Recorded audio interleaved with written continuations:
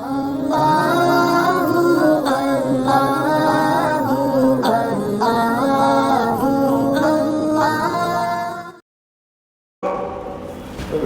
لله رب العالمين أشهد أن لا إله إلا الله وحده لا شريك له وأشهد أن سيدنا ومولانا محمدا عبده ورسوله صلى الله تبارك وتعالى عليه وعلى آله وأصحابه وذرياته أجمعين أما بعد فأعوذ بالله من الشيطان الرجيم بسم الله الرحمن الرحيم وطهر بيتي للطائفين والعاكفين والركع السجود صدق الله مولانا العلي العظيم. محترم بھائیوں اور بزرگوں، اسلام میں بہت سی عبادتیں تو ایسی ہیں جو کسی جگہ یا وقت کے ساتھ خاص نہیں ہیں، بلکہ جب بھی آپ چاہیں اور جہاں بھی چاہیں ان عبادات کو آپ انجام دے سکتے ہیں۔ جیسے قرآن پاک کی تلاوت ہے، کبھی بھی آپ پڑھ سکتے ہیں، کہیں بھی پڑھ سکتے ہیں۔ ذکر اذکار ہیں، سبحان اللہ، الحمدللہ، جب چاہے پڑھیے، جہاں چاہے پڑھیے، کوئی نہ وقت کی قید ہے نہ جگہ کی قید وغیرہ۔ لیکن بعض عبادتیں ایسی ہیں کہ جو جگہ کے ساتھ بھی خاص ہیں اور وقت کے ساتھ بھی خاص ہیں، ان کو انہی جگہوں پر ادا کیا جائے گا تو وہ عبادت ہوگی، اور انہی اوقات میں ادا کیا جائے گا تب وہ عبادت ہوگی۔ جیسے بیت اللہ شریف کا طواف ہے تو وہ دنیا میں بس ایک ہی جگہ ہو سکتا ہے، بیت اللہ شریف کے ارد گرد مسجد حرام میں۔ کسی اور جگہ آدمی چاہے کہ بھئی چکر لگا کے طواف کا ثواب حاصل کر لے تو نہیں ہوگا، وہ طواف ہی نہیں ہوگا۔ طواف کی عبادت صرف ایک ہی جگہ ہو سکتی ہے۔ اسی طرح جو حج کے ارکان ہیں، جہاں ادا کرنے ہیں جن جگہوں پر، وہیں ادا ہوں گے۔ مینا کے ارکان مینا میں ادا ہوں گے، عرفہ کا رکن عرفے میں ادا ہوگا، مزدلفے کا رکن مزدلفے میں ادا ہوگا، اور خاص تاریخوں میں ادا ہوگا۔ 9، 10، 11، 12 ذی الحجہ۔ اگر انہی جگہوں پر کسی اور تاریخ میں آدمی جا کے وہ عمل کرے تو وہ بھی معتبر ہے۔ تو بعض ایسے اعمال ہیں کہ جو جگہوں کے ساتھ بھی خاص ہیں اور اوقات کے ساتھ بھی محدود ہیں۔ انہی میں سے ایک عمل ہے اعتکاف۔ یہ ہر جگہ نہیں ہو سکتا، یہ ایسی مسجد میں ہوگا جہاں 5 وقتہ نماز باجماعت ادا کی جاتی ہو۔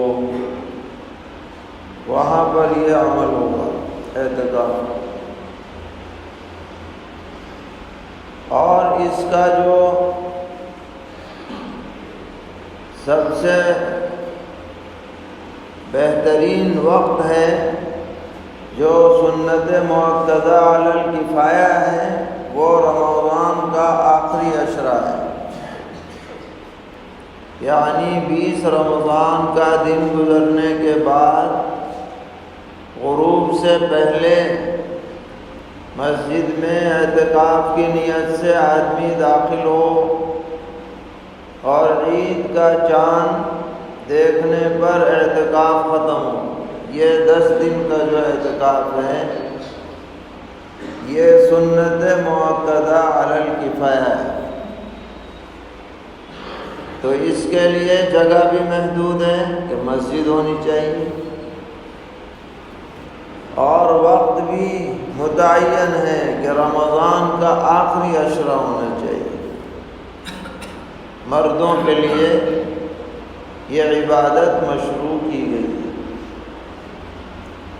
سرور عالم صلی اللہ تعالی علیہ وسلم نے ارشاد فرمایا کہ جو آدمی ایک دن اللہ کو راضی کرنے کے لیے اعتکاف کرتا ہے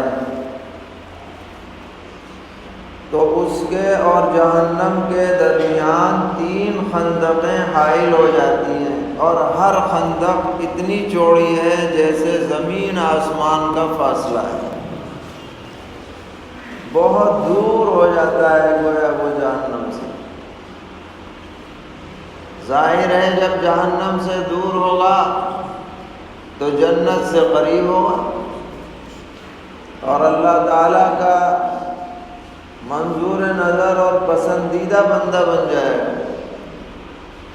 سرور عالم صلی اللہ تعالی علیہ وسلم نے فرمایا کہ معتکف اعتکاف کی حالت میں گناہوں سے دور رہتا ہے۔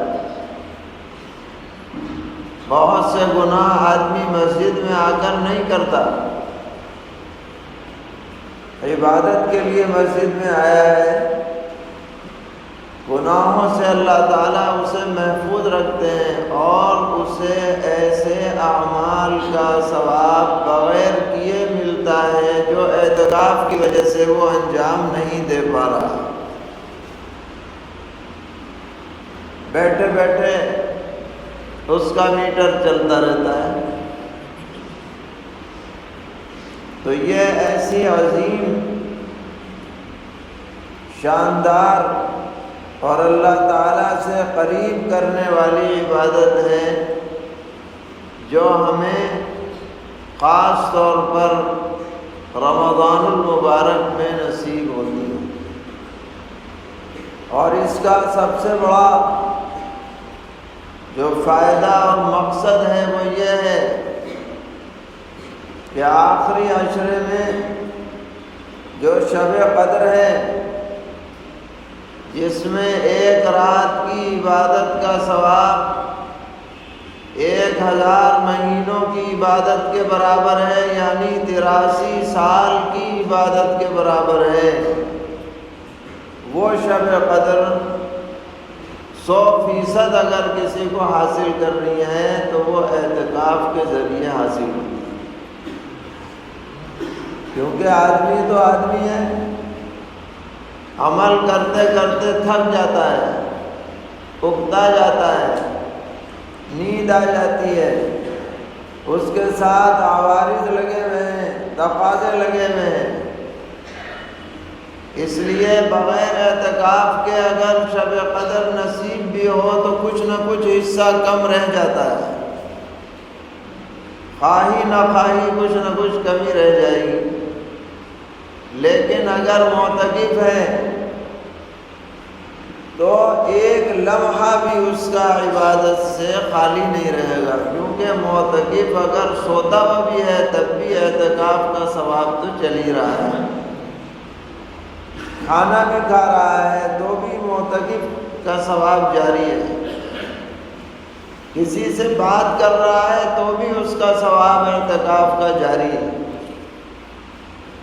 اسی لیے حدیث میں آتا ہے کہ سرور عالم صلی اللہ تعالی علیہ وسلم نے مدینہ منورہ ہجرت فرمانے کے بعد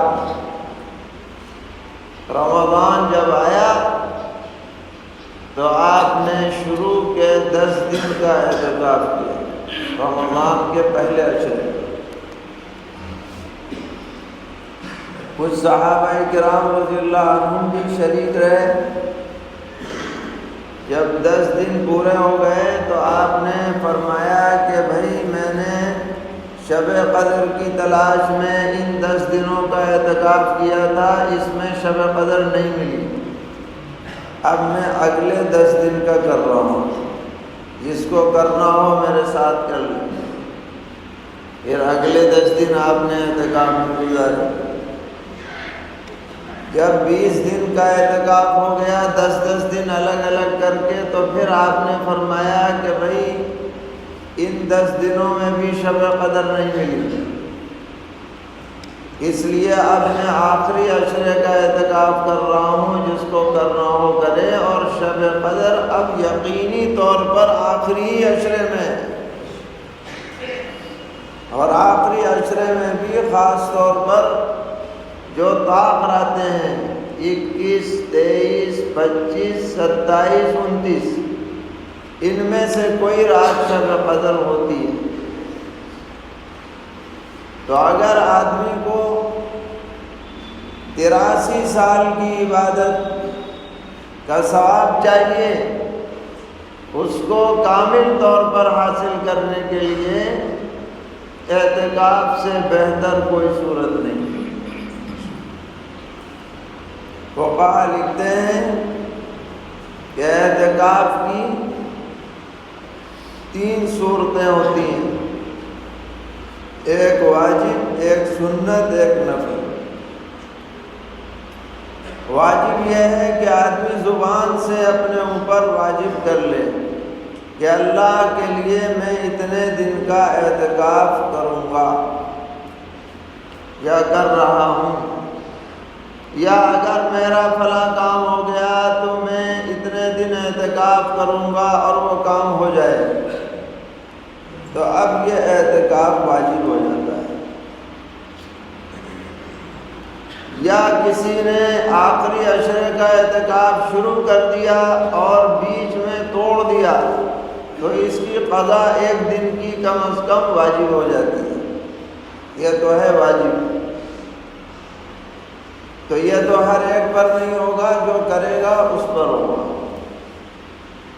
دوسرے سنت مؤکدہ علی الکفایہ، کہ ہر آبادی میں کم از کم ایک مسجد میں کوئی نہ کوئی اعتکاف کرنے والا ہو، تو بقیہ آبادی سے ترک سنت کا تقاضا ساقط ہو جائے گا، اور اگر ایک بھی نہ کرے تو ساری آبادی گنہگار ہوگی۔ یہ مطلب ہے سنت مؤکدہ علی الکفایہ۔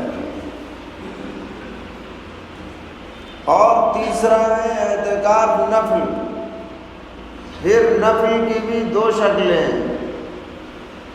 ایک نفل یہ ہے کہ روزے کے ساتھ اعتکاف کرے، 1 دن 2 دن 10 سے کم جتنا بھی ہو آخری عشرے میں، یا کبھی بھی، یہ نفل کا اعلیٰ درجہ ہے۔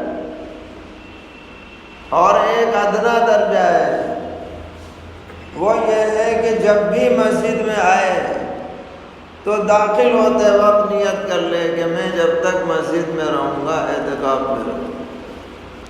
جیسے اب ہم آئے ہوئے ہیں، گھنٹہ 2 گھنٹہ رہنا ہے، تو داخل ہوتے وقت نیت کر لیں، تو کم سے کم نفلی اعتکاف سے تو آدمی محروم نہیں رہے۔ یا رمضان کی راتوں میں مسجد میں آ جائیں اور عبادات میں مشغول رہیں اور نفلی اعتکاف کی نیت کر لیں، تو انشاءاللہ جب تک ہم یہاں رہیں گے نفلی اعتکاف کا ثواب ملتا ہے۔ ویسے یہ جو اعتکاف آخری عشرے والا ہے، اس کا خاص اہتمام ہونا چاہیے۔ اور ہم یہ ترغیب دیتے ہیں کہ ہر گھر کا ایک آدمی ہر سال نمبر باندھ لیا جائے اور ایک آدمی قریبی مسجد میں اعتکاف کرے، بقیہ لوگ اس کی خدمت کر لیں۔ کمانے کے لیے تو پوری زندگی پڑی ہے، پتہ نہیں اگلے سال یہ موقع ملے کہ نہ ملے۔ 4 بھائی ہیں، ایک بھائی اعتکاف کر لے، وہ وہاں بیٹھ کے سب کے لیے دعا کرے۔ اعتکاف کی طرح ہونا چاہیے،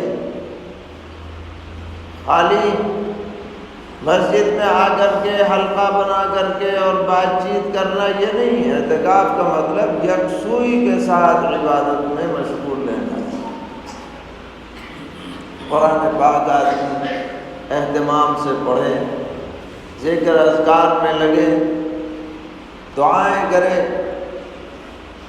جو آدمی پوری توجہ کے ساتھ اعتکاف کرے گا ضرور اللہ تعالیٰ کو اس پر پیار آ جائے گا کہ یہ میرا بندہ گھر بار چھوڑ کر بوریا بستر لے کر میرے در پر آ پڑا ہے، اب اسے محروم نہیں کیا جائے۔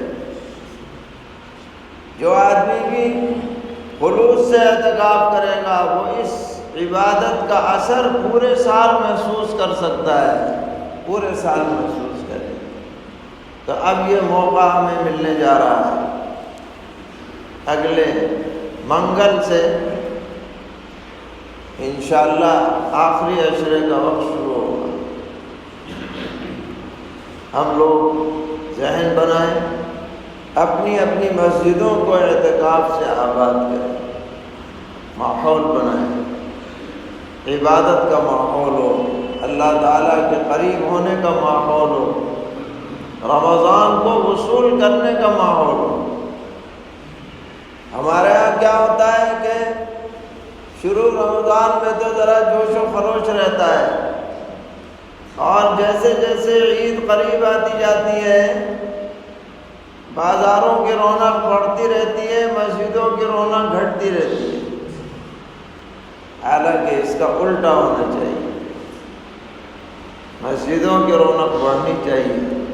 بازار کی بڑھے نہ بڑھے ہم اس سے بحث نہیں کرتے، لیکن مسجد کی ضرور بڑھنی چاہیے، کیونکہ یہ راتیں پھر نصیب ہوں کہ نہ نصیب ہوں کچھ پتہ نہیں۔ پیغمبر علیہ السلام کے بارے میں ام المومنین حضرت عائشہ رضی اللہ عنہ فرماتی ہیں، اذا دخل العشر، جب آخری عشرہ شروع ہو جاتا تھا تو شد المیزرہ، تو آپ کمر کس لیتے تھے، عبادات میں کثرت فرماتے تھے، وَأَيْقَظَ أَهْلَهُ، گھر والوں کو جگاتے تھے کہ بھئی کام کرو، عبادت میں لگو۔ تو یہ موقع آخری رات کو وصول کرنے کے ہمیں میسر آنے والے ہیں، ان کو ضائع نہیں کرنا ہے۔ اللہ تعالی ہم سب کو توفیق عطا فرمائیں، پوری امت کے لیے اس ماہ مبارک کو خیر، برکت، عافیت، رحمت، ہدایت کا ذریعہ بنائیں، اپنی رضا اور خوشنودی سے ہم سب کو مالا مال فرمائیں، کوتاہیوں سے درگزر فرمائیں۔ وصلی اللہ تعالی علی خیر خلقہ محمد وآلہ وصحبہ اجمعین برحمتک یا ارحم الراحمین۔ جنہوں نے سنت نہیں پڑھی